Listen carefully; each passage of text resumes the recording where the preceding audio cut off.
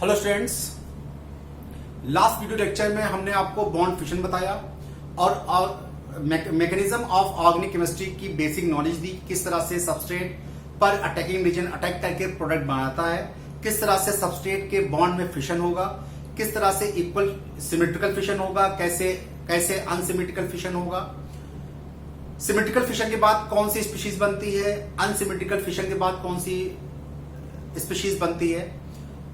इन सब की basic knowledge हमने पिछले वीडियो लेक्चर में दिया। इस वीडियो लेक्चर में हम डिस्कस करेंगे जो हेक्टोलिसिस के बाद जो कार्बोकैटायन और कार्बोन आयन बने थे उनकी स्टेबिलिटी क्या होगी, उसकी स्टेबिलिटी किन बातों पे डिपेंड करेगी। ठीक है, तो पहले हेडिंग दीजिए स्टेबिलिटी ऑफ कार्बोकैटायन। कार्बोकैटायन याद है ना, वो स्पीशीज जो हेक्टोलिसिस के बाद बनी थी, जिस पर पॉजिटिव चार्ज था और जिसमें नंबर ऑफ इलेक्ट्रॉन 6 थे। इतनी बात तो समझ में आई, पिछले वीडियो लेक्चर में डिस्कस कर चुका हूं। अब यहां पे इसकी स्टेबिलिटी कैसे होगी, देखिए इसकी कार्बोकैटायन की स्टेबिलिटी 3 बातों पर डिपेंड करती है। स्टेबिलिटी 3 बातों पर डिपेंड करती है। Number first, inductive effect.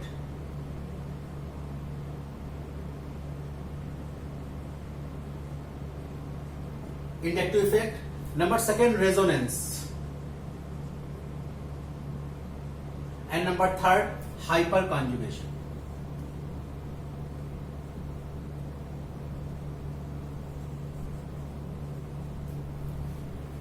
Number third, hyperconjugation. ठीक है, हाइपरकॉन्जुगेशन हम यहां पे आज डिस्कस करेंगे। सिर्फ इंडक्टिव इफेक्ट से क्या इफेक्ट पड़ेगा, रेजोनेंस और हाइपरकॉन्जुगेशन बाद में डिस्कस करेंगे, बाद के वीडियो लेक्चर में डिस्कस करेंगे। तो हम आज के लेक्चर में सिर्फ stability of carbocation and carbon ion inductive effect से डिस्कस करेंगे। ठीक है, देखिए इंडक्टिव इफेक्ट, मान लीजिए देखिए ये आयन,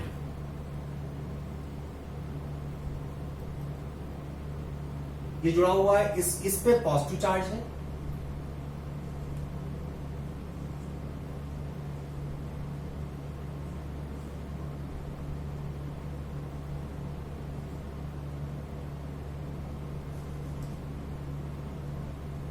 एक ये है, ये टर्शियरी कार्बोकैटायन है, टर्शियरी कार्बोकैटायन। ठीक है, अब एक ये है,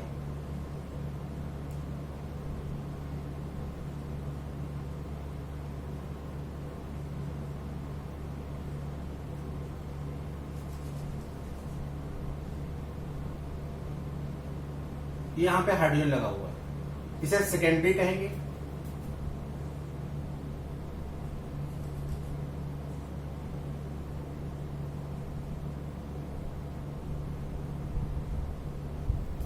ये प्राइमरी है और चारों तरफ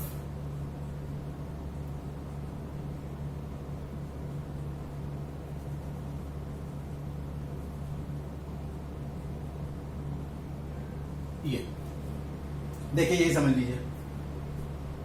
और ये इसका स्क्रीनशॉट ले लें, 2 चीज हम लिखना चाह रहे हैं, स्क्रीनशॉट ले लें ऊपर वाले का। अब मान लीजिए हमने यहीं पर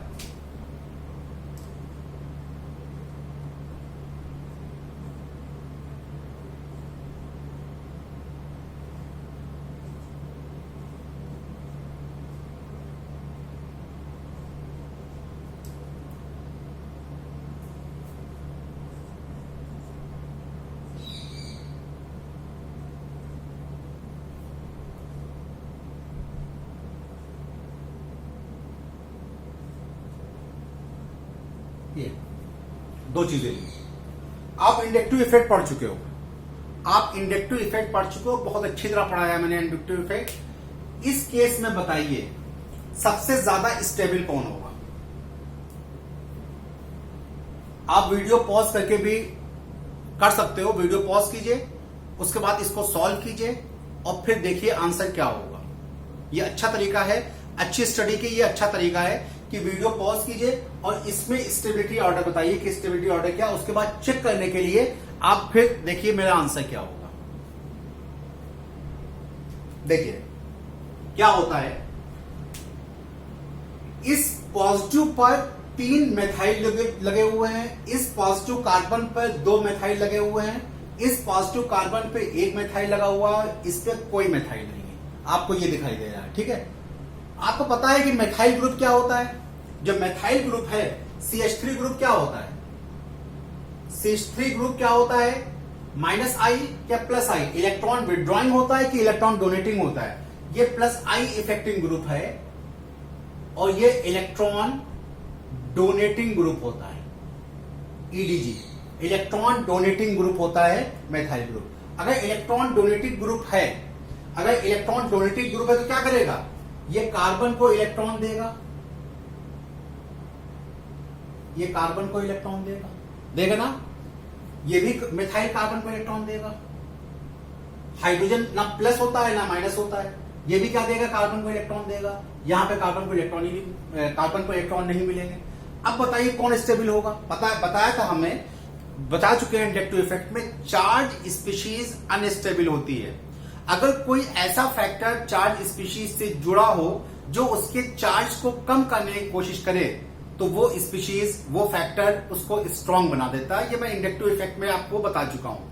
वो फैक्टर जो स्पीशीज के चार्ज स्पीशीज सबसे ज्यादा कमजोर स्पीशीज होती है, हमेशा याद रखिएगा। चार्ज स्पीशीज सबसे ज्यादा कमजोर स्पीशीज होती है, ये बात याद रखिए। अगर कोई ऐसा फैक्टर उसके चार्ज को कम कर रहा है तो उसको स्टेबल कर देगा। अब देखिए इन तीनों में, इन चारों में, ये इलेक्ट्रॉन डोनेटिंग ग्रुप है 3-3 और इसको इलेक्ट्रॉन की जरूरत भी है। पॉजिटिव चार्ज है तो इसको इलेक्ट्रॉन की जरूरत भी है और ये तीनों इलेक्ट्रॉन डोनेटिंग ग्रुप है, तो इसके चार्ज को ये कम नहीं करेंगे, कम करेंगे, ठीक है। अब बताइए इन तीनों में सबसे ज्यादा कम किसमें चार्ज होगा? जिसमें 3 जुड़े हुए हैं उसमें सबसे ज्यादा जल्दी कम हो जाएगा, तो ये सबसे स्ट्रॉन्गेस्ट कार्बोनियम आयन, कार्बोकैटायन होगा, क्योंकि इसमें बहुत जल्दी इसके चार्ज को कम कर देंगे। ये 3-3 इलेक्ट्रॉन डोनेटिंग ग्रुप, इसमें 2 लगे हुए हैं तो ये इससे कम होगा, इसमें 1 लगा है तो ये इससे कम होगा और ये सबसे कमजोर होगा, ये सबसे कमजोर होगा। तो सबसे स्ट्रॉन्गर कौन हुआ? टर्शरी। उसके बाद स्ट्रॉन्गर कौन हुआ? सेकेंडरी। उसके बाद स्ट्रॉन्गर कौन हुआ? प्राइमरी। और सबसे कम क्या हुआ? मेथाइल कार्बोकैटायन सबसे वीक हुआ। मेथाइल कार्बोकैटायन सबसे वीक हुआ। तो इससे एक रिजल्ट निकला, अगर कार्बोकैटायन से +I ग्रुप जुड़ा हुआ है, अगर कार्बोकैटायन से +I ग्रुप जुड़ा हुआ है तो वो इसकी स्टेबिलिटी को, कार्बोकैटायन की स्टेबिलिटी को बढ़ा देगा, ठीक है। आप लोग एक पॉइंट लिख लीजिए, when +I effecting group add to carbocation so make it stable. Any species which reduce the positive charge on carbocation make it stable। ये आप लिख लीजिएगा, make it stable। तो यहाँ पे 3-3 ग्रुप लगे हुए हैं, ये इसके स्टेबिलिटी को इसलिए बढ़ाएंगे कि इलेक्ट्रॉन डोनेट करेंगे, इसका पॉजिटिव चार्ज खत्म हो जाएगा। इसमें उतना नहीं होगा, इसमें उतना नहीं होगा और इसमें तो बिल्कुल नहीं होगा। तो हमेशा कार्बोकैटायन मेथाइल कार्बोकैटायन से स्ट्रॉन्गर होते हैं। कार्बोकैटायन चाहे टर्शियरी हो, चाहे सेकेंडरी हो, चाहे प्राइमरी हो, हमेशा मेथाइल कार्बोकैटायन से स्ट्रॉन्गर होता है, ठीक है। ऊपर वाले केस में आइए, ऊपर में आइए, इन दोनों चीज से सारा आपका वो निकल जाएगा। इसका स्क्रीनशॉट ले, ऊपर वाला क्वेश्चन कीजिए, पॉज कीजिए और क्वेश्चन कीजिए, वीडियो पॉज कीजिए और क्वेश्चन कीजिए। देखिए हमने आपको -I effecting group +I effecting group दोनों पढ़ाए हैं। Cyanide is a -I effecting group. क्या करेंगे? ये इलेक्ट्रॉन को खींचने लगेंगे, इलेक्ट्रॉन विड्रॉइंग ग्रुप होते हैं, इलेक्ट्रॉन विड्रॉइंग ग्रुप होते हैं, इलेक्ट्रॉन विड्रॉइंग ग्रुप होते हैं। Cn इज -I ग्रुप, मतलब इलेक्ट्रॉन विड्रॉइंग ग्रुप, EWG, ठीक है। अब क्या करेंगे? एक तो बेचारा ऐसा ही पॉजिटिव चार्ज है और उससे और इलेक्ट्रॉन खींचने लगो, एक तो ऐसा ही पॉजिटिव चार्ज है और उससे और इलेक्ट्रॉन खींचने लगो, तो क्या होगा? इसको कमजोर कर देंगे। सबसे ज्यादा कमजोर कौन करेगा? ये सबसे वीक हो जाएगा ये। उसके बाद कमजोर कौन करेगा? ये 2 लगे हुए हैं, ये कमजोर। उसके बाद तो अगर -I इफेक्टिंग ग्रुप कार्बोकैटायन पे लगा हुआ है, लिख लीजिए, if minus I effecting group attach to carbocation, so make it unstable. देखिए, तो इस केस में क्या होगा, मेथाइल कार्बोकैटायन सबसे स्ट्रांग हो जाएगा, उसके बाद प्राइमरी होगा, उसके बाद सेकेंडरी होगा, उसके बाद टर्शियरी होगा। ठीक है, समझ बात आ गई। चलिए,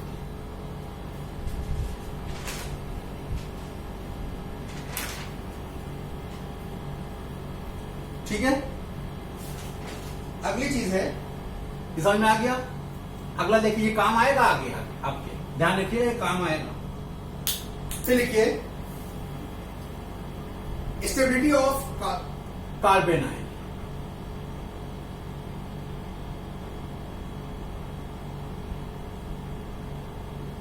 stability of carbon ion. Carbon ion मतलब वो आयन जिसपे नेगेटिव चार्ज है, वो आयन जिसपे नेगेटिव चार्ज है।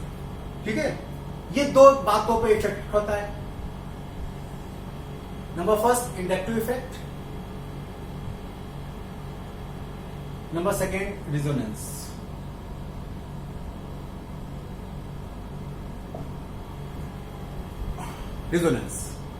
ठीक है, इंडक्टिव इफेक्ट का केस है, फिर डायरेक्ट बताऊंगा मैं।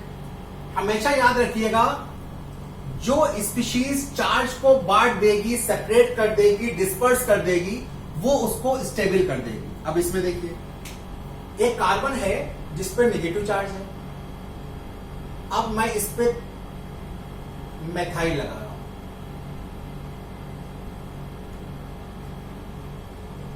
इस पे 2 लगा रहा हूं,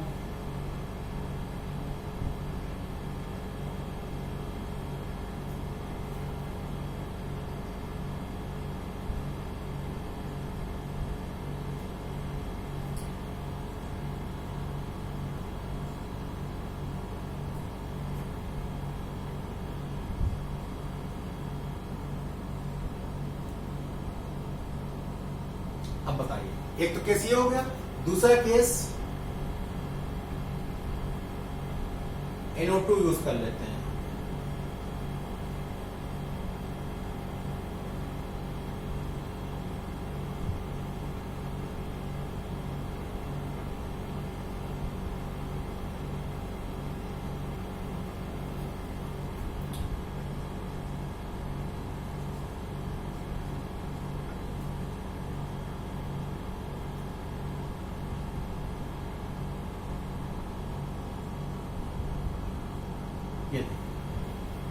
वीडियो पॉज कीजिए और क्वेश्चन सॉल्व कीजिए।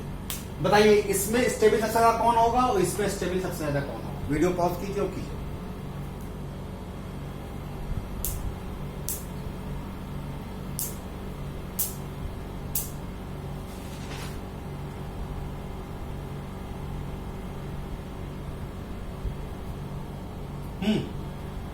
हो गया। देखिए, CH3 ग्रुप प्लस आई इफेक्टिंग ग्रुप है, इसको इलेक्ट्रॉन डोनेट करेगा, ये इलेक्ट्रॉन डोनेट करेगा, ये इलेक्ट्रॉन डोनेट करेगा, और इसमें तो कुछ है ही नहीं। अब देखिए, इसमें नेगेटिव है, बोझ है, और बोझ लाद रहे हो तुम, इस पे बोझ है और बोझ लाद रहे हो, तो इसको अनस्टेबल कर देगा ना, इसको अनस्टेबल कर देगा, तो ये सबसे कमजोर हो जाएगा। उसके बाद कमजोर कौन होगा, ये, और सबसे ज्यादा स्ट्रांग कौन होगा, ये। तो बात समझ में आ गया। ठीक है, इसमें देखिए नेगेटिव है लेकिन इलेक्ट्रॉनों को ये खींच रहे हैं, तो ये स्टेबल कर देगा, ये भी इलेक्ट्रॉन खींचेगा, ये भी स्टेबल कर देगा, ये भी इलेक्ट्रॉन खींचेगा। तो इस केस में क्या होगा, ये सबसे स्ट्रांग हो जाएगा, उसके बाद ये, उसके बाद ये। बात समझ में आ गई। इसका मतलब ये है कि अगर कार्बन आयन से कोई प्लस आई इफेक्टिव ग्रुप जुड़ा हुआ है तो वो उसको अनस्टेबल कर देगा, और अगर माइनस आई इफेक्टिव ग्रुप जुड़ा हुआ है तो उसको स्टेबल कर देगा। आप कंफ्यूज ना होइए, बस चार्ज को देखिए, कौन चार्ज को बांट रहा है। ये रटने की जरूरत नहीं, रटने की चीज नहीं होती है। आप बस ये देखिए कौन चार्ज को बांट रहा है, चार्ज को कौन बांटेगा। जो चार्ज को डिस्पर्स करेगा वो उसको स्टेबल कर देगा, रटने की चीज नहीं बिल्कुल। इसमें नेगेटिव था और ये इलेक्ट्रॉन डोनेटिंग ग्रुप लगे हुए हैं तो इसको अनस्टेबल कर देंगे। इसमें नेगेटिव है लेकिन इलेक्ट्रॉन जो नेगेटिव चार्ज है वो डिस्पर्स हो रहा है, ये इलेक्ट्रॉन को खींच रहे हैं, तो इसका मतलब क्या हुआ, ये इसको स्टेबल कर रहे हैं। तो माइनस आई इफेक्टिंग ग्रुप अगर नेगेटिव चार्ज पे लगा होगा तो वो उसको स्टेबल कर देगा, और प्लस आई अगर लगा है तो उसको अनस्टेबल कर देगा। तो ये थी स्टेबिलिटी ऑफ कार्बोनियम आयन की चीज। ये आपके यूज में आएगा जब आप ऑर्गेनिक केमिस्ट्री पढ़ोगे, हर जगह यूज आता है। बेंजीन रेजोनेंस इसलिए नहीं पढ़ा रहे हैं कि हम आपको चैप्टर के अंदर पढ़ाएंगे। रेजोनेंस याद रखिएगा, माइनस आई प्लस आई का इफेक्ट याद रखिएगा। रेजोनेंस मैं आपको चैप्टर के अंदर पढ़ाऊंगा, इसलिए यहां पे इसका इफेक्ट नहीं पढ़ा रहा हूं। तो उम्मीद है ये आपको पसंद आया होगा। और कॉन्सेप्ट है, कॉन्सेप्ट को कभी रटिए ना, हमेशा कॉन्सेप्ट को समझिए। तो ये हो गया आपकी स्टेबिलिटी ऑफ कार्बोकैटायन और कार्बोआयनायन। आपको आपका हेटेरोलिसिस और होमोलिसिस हो गया। अब नेक्स्ट मेरा वीडियो लेक्चर आएगा अटैकिंग एजेंट पे। Thank you so much.